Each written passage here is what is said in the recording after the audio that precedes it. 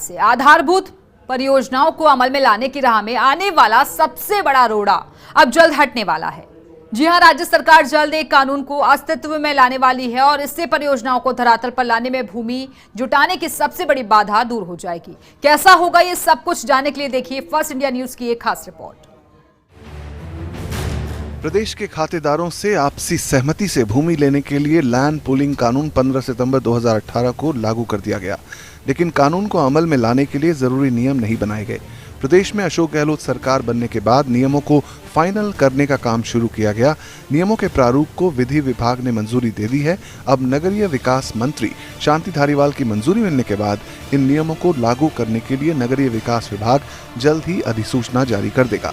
आपको सबसे पहले बताते हैं कि आखिर क्या है ये कानून और किस तरह इस कानून के तहत भूमि उपलब्ध कराना आसान होगा। बताते हैं कानून के क्या है प्रावधान। भूमि का बड़ा चक प्लानिंग के लिए अधिसूचित। 15% भूमि संबंधित निकाय के उपयोग के लिए। भूमि पर निकाय विकास परियोजना ला सकेंगे।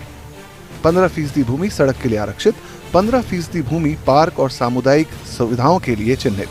शेष भूमि का खातेदारों में बंटवारा, जिनसे प्लानिंग के लिए भूमि ली गई। जितने प्रतिशत भूमि ली गई उतने प्रतिशत ही विकसित भूमि वापस।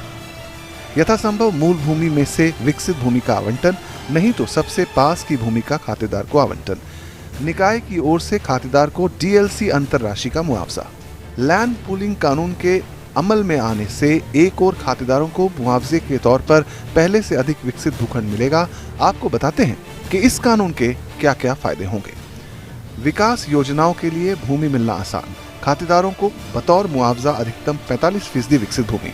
भूमि उपलब्ध कराने में बेवजह समय नहीं लगेगा। लंबित सेक्टर प्लान और जोनल प्लान लागू करना आसान। मास्टर प्लान के मुताबिक जमीन का उपयोग। कागजों में अटकी सड़कों की राह खुलेगी।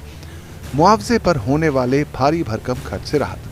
प्रदेश में लैंड पूलिंग कानून अमल में आने के बाद राजस्थान भी गुजरात, महाराष्ट्र, तमिलनाडु, आंध्र प्रदेश और पंजाब जैसे अग्रणी राज्यों में शामिल हो जाएगा। Abhishek Srivastava, First India News, Jaipur.